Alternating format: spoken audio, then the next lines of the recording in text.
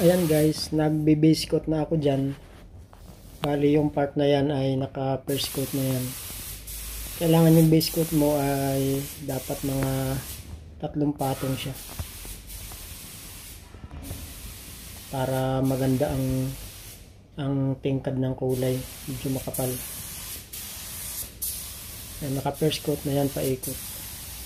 Tapos patutuyuin siya ng mga 15 minutes. Pag napaikutan siya, patutuyuin ng 15 minutes bago balikan uli. Dapat ang pagbuga, ano lang, manipis lang. Hindi pwedeng kapalan kasi pag kinapalan siya, tutulo. Saka hindi maganda ang resulta pag makapal ang buga, dapat manipis lang. Para hindi siya tumulo. Ayan. Yan yung base ko. Sa part na yan, nagsisikot coat na ako dyan.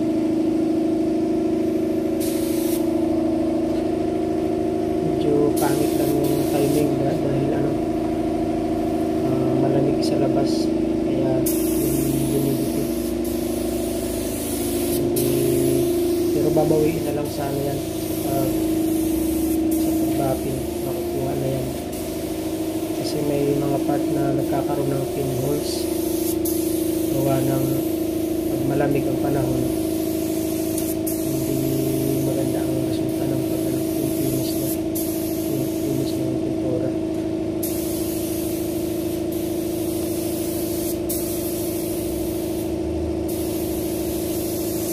Bali yung gamit kong spray gun na yan, bagong bili, kaya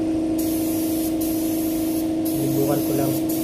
Pero pagdating sa sa top coat, sa clear coat, hindi ko na siya ginamit dahil hindi siya hindi maganda ang yung nozzle niya. Ginamit ko pa rin yung luma dahil mas kabisado ko yung luma. 1.2 lang ang nozzle nun. Ito 1.3 ang nozzle nun. Malalaki ang labas ng spray. Makapal ang spray niya.